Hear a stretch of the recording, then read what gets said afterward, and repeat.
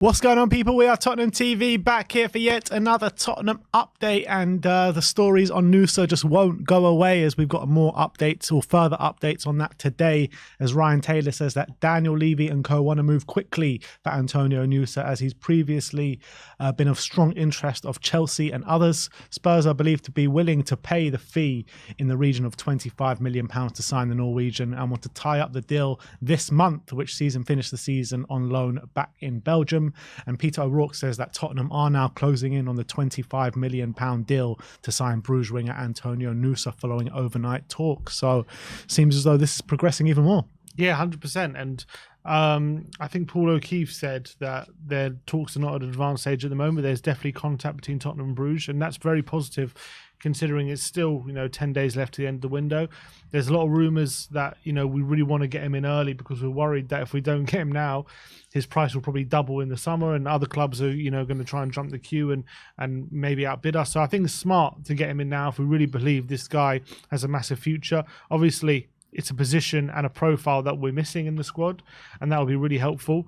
And or Daddy Gold say we potentially see him as a long-term replacement for Heung-min Son, which would is very it's a lot of pressure. I guess you never really know until they come to the Premier League, and then how they kind of settle in, and how they, if they can fit in the league and all those kind of things. So it's too early to say he's a long-term replacement to Son, but definitely we need a left winger who in the long term is going to be like a star, hopefully. And you got to remember, Arsenal signed like Martinelli at a very young age, had Saka playing at a very young age. So hopefully this guy, we've scouted him correctly, and he looks like a real talent, and I'm very excited. Obviously he's not going to be playing this season, but for next season hopefully he can really bring a good option for us. Yeah, and at 19 years of age he'll be, if the deal does get done when he joins us.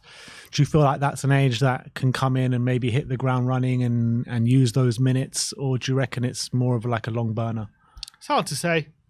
Coming from the Belgian league, obviously the quality is going to be a big difference. It's hard to say, because some players do just come in, even though they come from a lower league. Like I think Martinelli came from the second division in Brazil, and he came in and he was great pretty much whenever he started playing. So it can happen. Dele Alli as well. Dele Alli. So it can happen, but I wouldn't put that expectation on him. I wouldn't look at him as if he's our starting left winger next season. No, I completely agree. I mean, Sonny will be the starting left winger next season, but what a great person to learn off, for Antonio Nusa to come in and have competition with Heung-min Son. It can only bring good things for him, in my opinion. Let's move on. Let's talk about Ivan Perisic. Per Index Croatia say that Ivan Perisic will play for Hajduk Split on a monthly salary of just €1. An incredible gesture from the 34-year-old, especially in today's game. And when you're thinking about it, to go from a wage of £180,000 a week at Tottenham, and now he's earning just €1 a week. It's just nuts, isn't it? Yeah, I can't really put my finger on why he would agree to that, and not just maybe wait his contract out of Tottenham and then move in the summer. The only thing I can think of is he just really wants to go back to Croatia. He wants to go back home, and he wants to go now. He doesn't want to wait another 6 months, and maybe he's willing to forego some of the salary he would have gotten just to be back home. So the fact that he's done that is quite remarkable, to be honest. It also shows his character. We know he's a model professional. He's a person of great standing in the game. So I'm very surprised that he's done that, but we know what a great person he is. Everyone who's had him at their club always talk very, very highly of his character. So it's amazing, really, that he's done that. Yeah. I don't really know how it works. So he's just foregoing his whole salary. It's just crazy. Yeah, I just don't know. We never heard if there's any sort of wage contribution from Tottenham, because it is a loan deal from now to the end of the season. Surely if contributing some, I don't know. Maybe only Hajduk Split are contributing €1 and Spurs are contributing the rest. Not really sure. Spurs are contributing 179,000. Yeah, that's the thing. If Hajduk Split are only contributing €1, what's the point? Might as well just not contribute anything. Well, Tottenham accept €1, so maybe by law they had to contribute something. I don't know.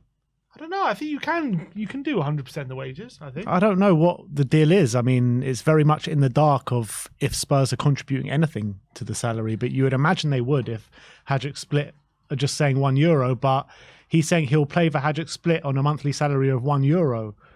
And Romano said it as well. So I don't know. It's very strange. It's strange, but maybe it's just to help Hajduk Split somehow, or maybe help Spurs, I guess, if anything. It's a very odd situation, but fair play to Perisic.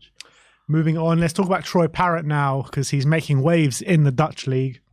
Ali Gold says that Troy Parrott remains desperate to prove himself at Tottenham. Clubs in Serie A and the Championship are believed to be monitoring his situation. Spurs, for their parts, are keen on equally close eye on his development. The club's head of football strategy, Andy Scolding, has travelled to the Netherlands to watch Parrott in action 5 times this season and was in the stands on Friday night to witness the Irishman's latest exciting display and reports back to Postecoglou. He did get a goal and an assist on last night. And another good display for him. The Irishman is currently averaging a goal contribution every 85 minutes for Rotterdam in the Eredivisie this season. Yeah, I think in total it's 6 goals and 3 assists so far on his loan spell. I think in only 8 starts as well, but I think overall about 15 appearances, because I think some of them have come off the bench, some of his goals. But that's pretty good going. And for a player who really struggled in the Championship last season to get going, although he had a good start, if I remember, then kind of tailed off.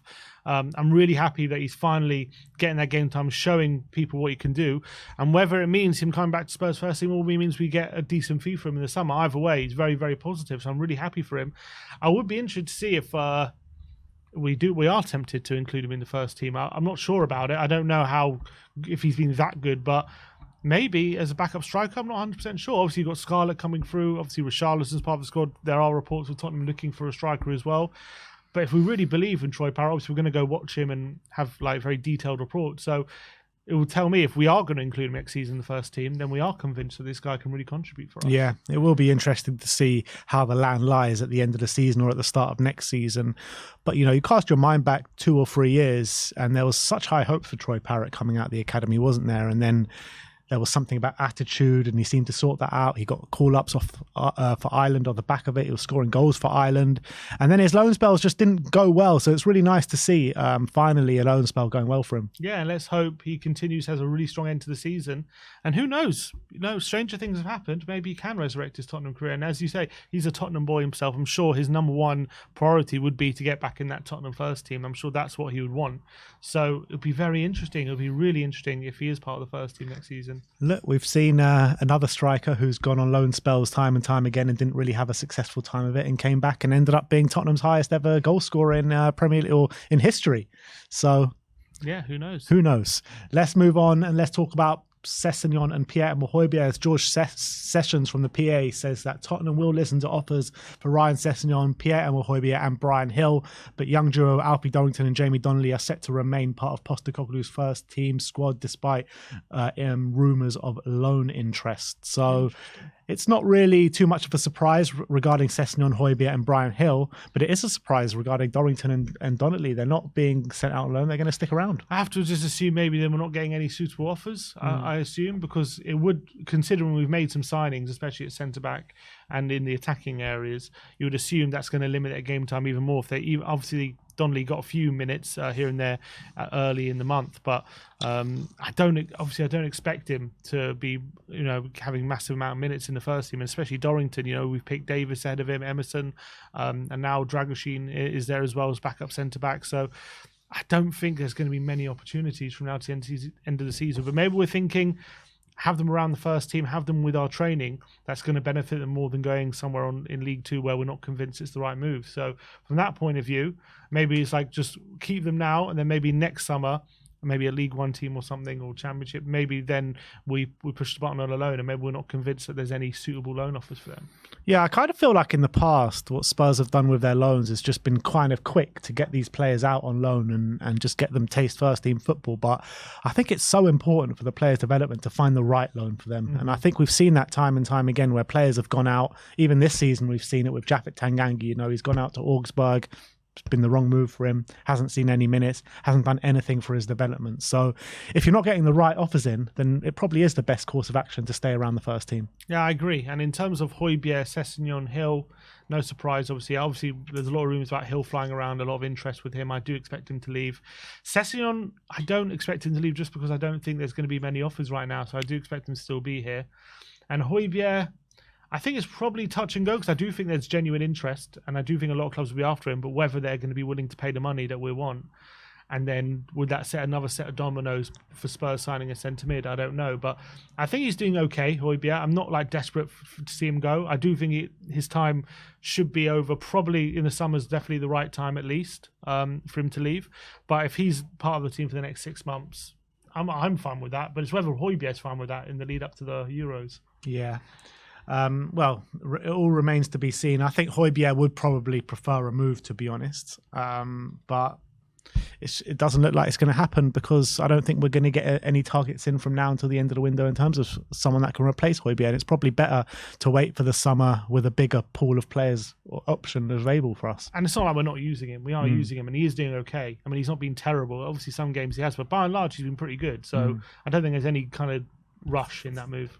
And we'll finish off talking about our player participation for their national teams. Pape Matar Sarr got his first start of the AFCON yesterday, grabbing himself assist as well, and Senegal's 3-1 win over Cameroon. So he opened his goal contribution account for the AFCON. And as well as Heung-min Son in a 2-2 draw today with Jordan. Heung-min Son got a goal and an assist, won the penalty as well for his goal as from the penalty spot. Penenkened it right down the middle of the goal. So Sonny, I mean, it was a much better performance today, wasn't it, from the first game? Yeah, he looked a bit out of sorts against Bahrain, but looked a lot sharper, a lot more on it, a lot more involved as well, creating chances for a teammates. Obviously got a goal and assist on the day. And from Pape Matar Sarr's point of view, it's actually really good news that he's starting, because you cast your mind back to, I think it was the Everton game, was it? Where he went off in tears. He thought, he'd really got a bad injury and maybe he'd be out the AFCON. And it's so great. 2 games into the tournament, he's now starting games and actually playing really well. I saw some other clips of him throughout the game and really gluing the midfield together, like showing what he's been showing for Spurs throughout the season with his quality on the ball. So that's really, really great. I'm so happy for him that he's able to contribute in the AFCON. All right, well, there you have it. We'll keep you up to date as every ball is kicked in the African Cup of Nations and the Asia Cup whenever a Spurs player is involved. But let me know your thoughts regarding all the news stories we've brought to you today. Like, subscribe and comment. And as always, come on you Spurs.